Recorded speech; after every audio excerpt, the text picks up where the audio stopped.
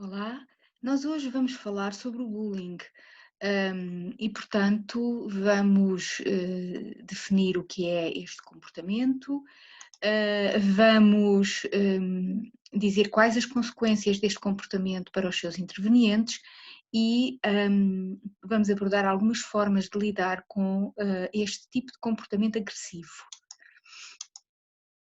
Portanto, o que é o bullying? O bullying é uma forma agressiva de comportamento muito comum na nossa sociedade.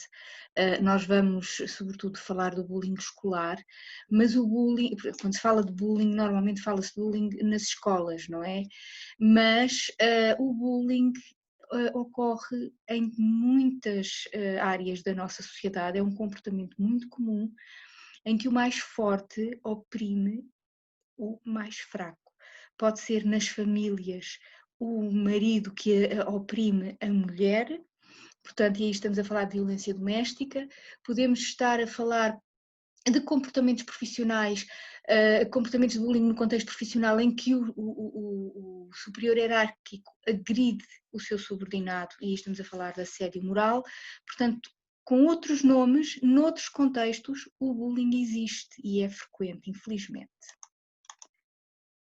Pode ser definido da seguinte forma: quando um aluno está a ser provocado ou vitimizado, ou quando está a ser exposto repetidamente a ações negativas por parte de uma ou mais pessoas. Portanto, ocorre ao longo do tempo e são comportamentos de hostilidade. Nós já falámos, quando falámos na agressividade, são comportamentos hostis. Considera-se uma ação negativa quando alguém causa ou tenta causar danos ou mal-estar a outra pessoa. Portanto, há aqui a questão da intencionalidade. E este repetido importunar pode ser de várias ordens, portanto, verbal, psicológico, sexual. Pode ser conduzido por um agressor ou por vários, e para ser considerado bullying tem que haver, como eu disse, a intencionalidade do comportamento, tem que se provocar mal-estar com intenção e, portanto, para ganhar controle sobre a outra pessoa. Portanto, quando falamos de bullying estamos a falar em controlo. Alguém que se percepciona a si próprio como tendo mais poder, quer controlar alguém que é percepcionado como sendo mais fraco ou frágil. O bullying é sempre uma questão de poder. Os diversos autores têm operacionalizado este conceito de várias formas, nem sempre estão de acordo. Alguns referem só à violência física, outros só à violência verbal, outros, portanto, referem mais grupos, grupos que provocam, que exercem bullying sobre indivíduos, outros, poucos, referem o bullying sexual, portanto, os diferentes conceitos não são homogéneos e, como disse, o mesmo comportamento pode ter, o mesmo comportamento de bullying pode ter diferentes nomes, tendo em conta o contexto em que está a ocorrer. E existem três tipos principais de bullying: o físico, o psicológico, portanto, e também um bullying indireto. O físico, como o próprio nome indica, diz respeito a todo o tipo de abuso físico. O psicológico diz respeito, portanto, a ações psicológicas negativas que são exercidas sobre outra pessoa. E o indireto é mais dissimulado, nem sempre é visível e consiste sobretudo em rejeitar as outras pessoas. E quais são as consequências do bullying? As consequências são negativas, como podem imaginar, estar-se constantemente sujeito a ações negativas por parte dos outros ao longo do tempo deixa sequelas no agredido, mas também no agressor. É claro que a nossa perspectiva enquanto profissionais de saúde é sempre defender as pessoas que estão a ser vitimizadas, mas os que são agressores, também eles precisam de ser encaminhados numa direção de uma ação terapêutica que lhes modifique o comportamento, porque eles também vão ter consequências. Portanto, as consequências podem ser que são com certeza a curto e a médio prazo, mas também a longo prazo. Eu conheço vários casos de pessoas que foram vítimas de bullying na infância e que ainda hoje, na idade adulta, sofrem consequências desse bullying, nomeadamente baixa autoestima, dificuldade em confiar nos outros, etc. Aqueles que são bullies e que se foram agressivos ou continuam a ser agressivos não conseguem ou têm muita dificuldade em manter relações positivas, porque para eles é aceitável, portanto, vitimizar os outros em qualquer contexto. E, portanto, não conseguem estabelecer relações de confiança com ninguém, o que também é bastante negativo, é um fator de risco para a saúde mental. Para os alunos que são oprimidos constantemente, existem consequências muito variadas, desde sintomas acentuados psicossomáticos, portanto são pessoas com mais dores de cabeça, mais problemas de estômago, todo o tipo de doenças, dores nas costas, portanto têm muitos sintomas psicossomáticos, têm tendência para se isolar, têm tendência para estar extremamente ansiosos e para ter sintomas de depressão. Em alguns casos, inclusivamente, chegam ao suicídio. Nós conhecemos casos desses. Os alunos vitimizados mais facilmente abandonam a escola e têm mais notas e têm más notas. E estes sintomas podem continuar até à idade adulta. Este tipo de comportamento, este tipo de consequências do bullying. Como eu disse, o bullying é comum. Pelo menos 15% dos alunos na escola estão envolvidos nestes comportamentos, tanto como agressor como vítima, portanto é muito comum, e normalmente são os rapazes que têm mais comportamentos deste tipo do que as raparigas. Também há uma relação entre os anos de escolaridade e a frequência do bullying. Quanto mais velho for o aluno, quanto mais estiver avançado na escola, menos tendência há para existir bullying. Os mais novos são frequentemente as vítimas e também diminui à medida que crescem. Os dados que eu vou referir a seguir baseiam-se num estudo que eu coloquei na vossa pasta, está na vossa pasta da aula, um estudo de 2001 em que foram analisadas 191 escolas de Portugal, uma amostra de 6.903 alunos, uma amostra homogénea, no que diz respeito ao sexo, e em que foram analisados sobretudo alunos do 6º ano. Portanto, foram alunos do 6º ao 10º ano e, portanto, uma amostra bastante abrangente. E foi aplicado o questionário Comportamento e Saúde em Jovens em Idade Escolar, um questionário bastante extenso. E desse questionário foram identificadas as características dos agressores. Quais são as características dos bullies em Portugal? O que é um agressor ou provocador é aquele que bate, que arrelia, que faz coisas desagradáveis sem uma boa razão, sem ser provocado. E normalmente agridem os pares, aceitam a violência e acham que se deve ser violento e têm também, paradoxalmente, maior probabilidade de serem deprimidos, porque muitas destes comportamentos são comportamentos de reação à depressão e à tristeza. Portanto, externalizam a tristeza agredindo os outros. Têm dificuldade em fazer amigos, portanto aqui a questão das competências sociais, não é? Da importância das competências sociais, nós ainda vamos falar sobre isso, como fator de proteção da saúde mental.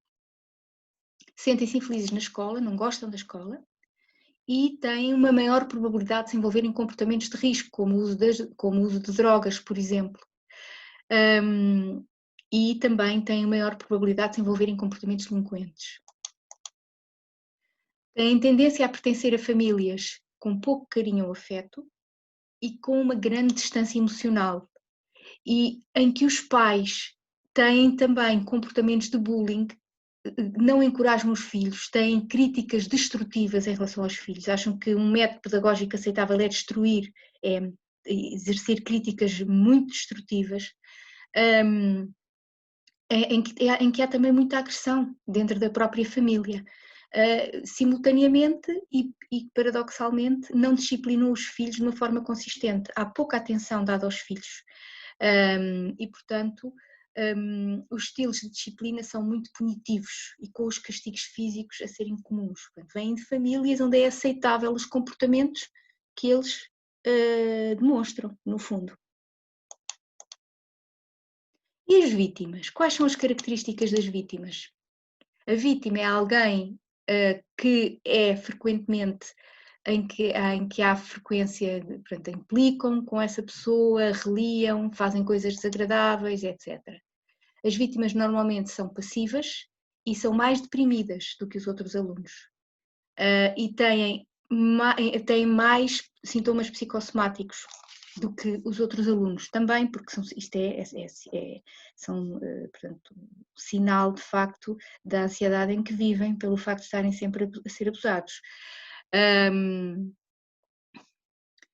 E portanto, esta depressão nestes alunos é internalizada, portanto acabam por ficar bastante passivos. Têm também dificuldades em fazer amigos, mas mais porque são rejeitados pelos outros. Também as suas pobres competências sociais, enquanto nos agressores eles podem ter amigos porque têm medo destes agressores, estas vítimas normalmente são rejeitados pelos outros. Portanto, portanto acham a escola desagradável e têm tendência a pertencer a famílias onde houve de facto um excesso de proteção pelos pais, mas nem sempre, está bem? Às vezes não é esse o caso. Estes estudos que analisam grandes dados, às vezes as conclusões são muito descontextualizadas, nem sempre é assim também. E depois existe um grupo mais pequeno, que são vítimas que retaliam muito quando são atacadas e também têm comportamentos desadequados muito visíveis nas turmas e por isso são alvos dos agressores e também do resto da turma, dos colegas, porque são quase o palhaço, entre aspas, da turma, aquela pessoa que está sempre a provocar, sempre a causar problemas e são rejeitados por isso. Lá está, novamente as dificuldades nas relações interpessoais. Os os estudantes, sobretudo na terceira infância, mas também na adolescência, têm tendência a valorizar os alunos que são bons modelos, que se portam bem, entre aspas, que são bons alunos, que são um modelo positivo, uma referência positiva. E estes alunos são rejeitados pelos outros, estes alunos que são muito perturbadores, pouco adequados, né? E, portanto, são um alvo dos bullies também. E normalmente foram expostos também a violência e a pais muito punitivos que utilizam estratégias muito agressivas e que reagem e que rejeitam os filhos.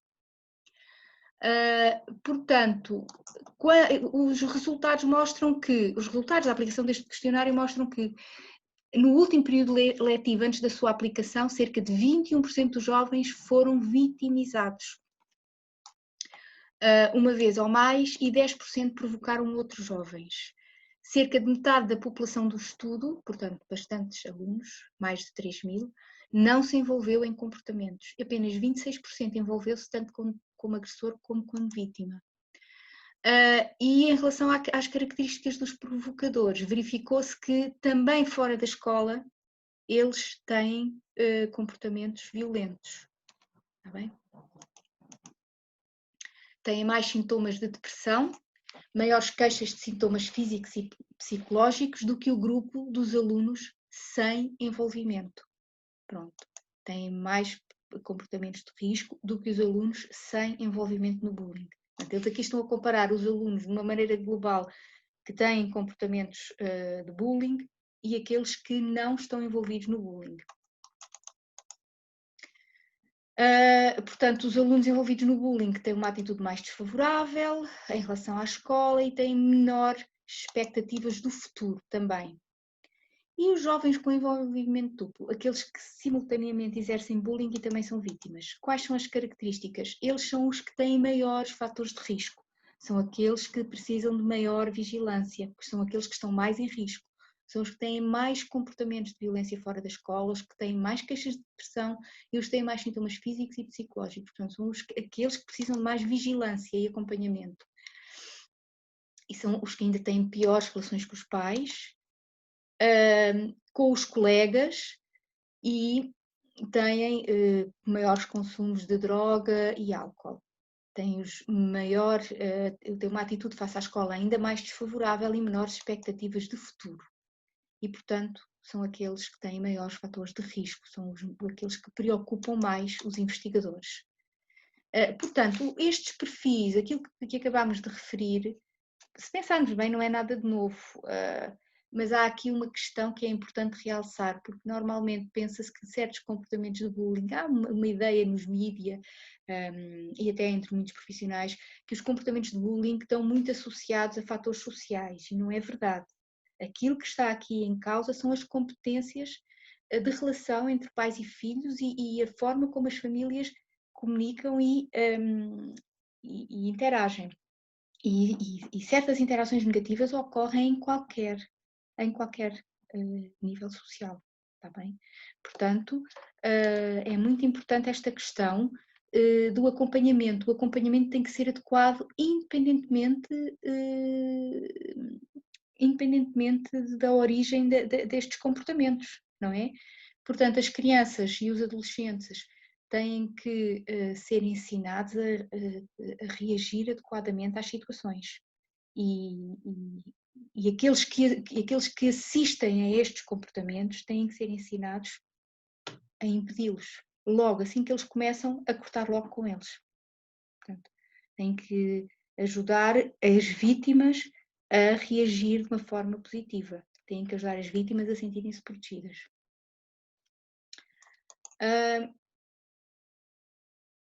Portanto, aqui só dizer que tanto no que diz respeito aos comportamentos de provocação como vitimização, existem determinantes que foram encontrados neste estudo, que são praticamente iguais nos e noutros, salientando-se só que, portanto, os sintomas físicos ocorrem tanto, portanto, os sintomas psicossomáticos tanto nos provocadores como nas vítimas, só que nos provocadores, portanto, nos bullies, a violência fora da escola salienta-se. São pessoas que também fora da escola são violentas. E, portanto, aquelas pessoas que tanto provocam, que tanto são bullies como são vítimas, têm, em relação a todos os outros jovens, um maior mal-estar e uma maior e uma menor saúde mental. Portanto, são aqueles que estão piores do ponto de vista da saúde mental e aqueles que se sentem pior e que têm noção que se sentem pior. É claro que uma das maneiras de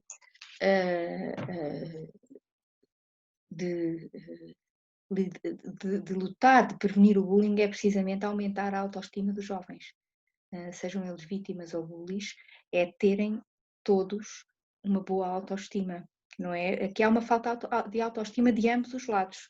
É claro que nós temos que proteger as vítimas, esses estão em primeiro lugar, mas em ambos em ambas esta interação entre bully e vítima há uma acentuada falta de autoestima. E ambos têm um acentuado mal-estar, mas sobretudo aqueles que estão duplamente envolvidos. O que é que aqui interessa salientar mais? Que, já disse isto, os bullies externalizam o seu mal-estar e a sua tristeza e os seus sintomas depressivos, as vítimas internalizam os mesmos sintomas. A escola tem que ser um local de bem-estar, de aprendizagem, portanto o bullying deve ser combatido e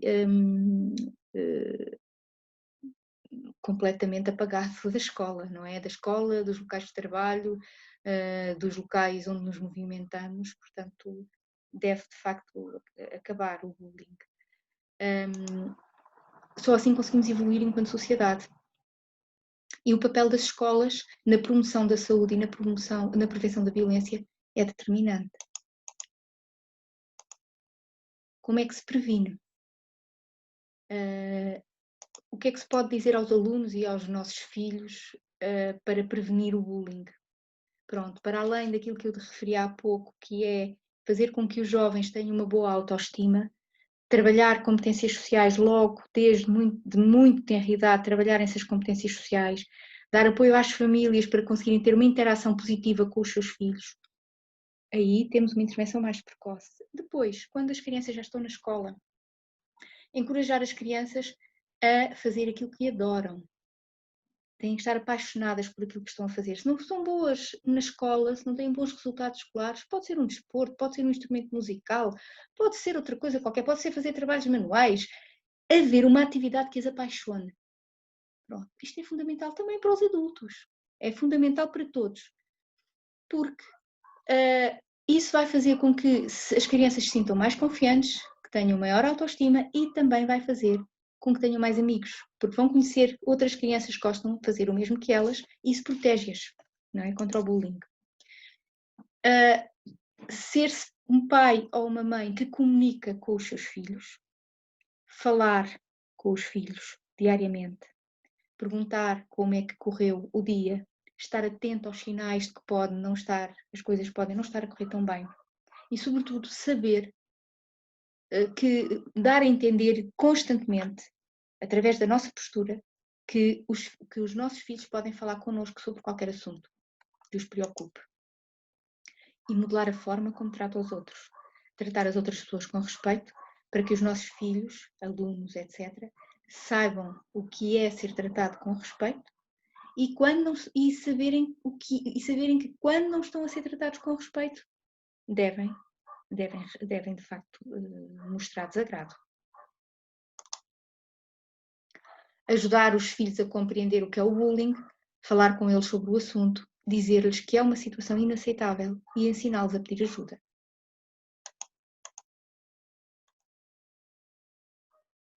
Quando a criança já está numa situação de bullying e é uma vítima, o que é que pode ser ensinado às crianças para reagir nessa situação? Pode ser ensinado e pode ser mostrado.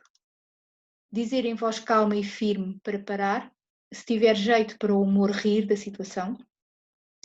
Se não for seguro falar, porque pode ser agredido, afastar-se imediatamente e pedir ajuda a um adulto.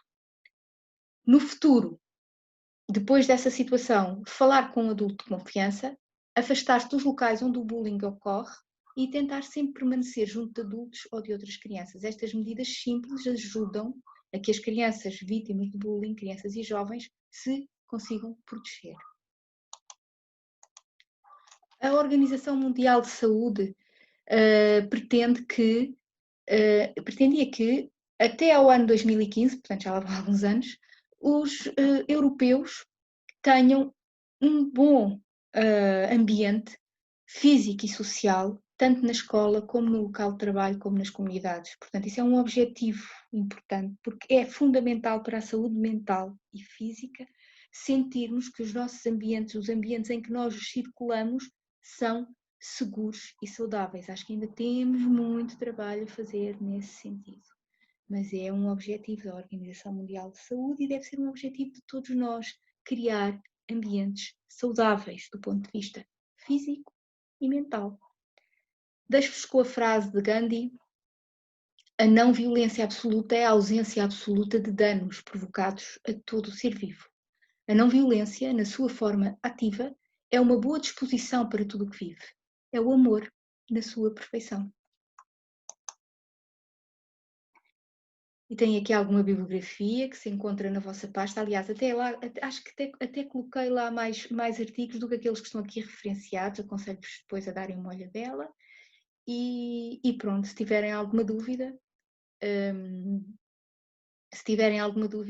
estou ao vosso dispor para esclarecer.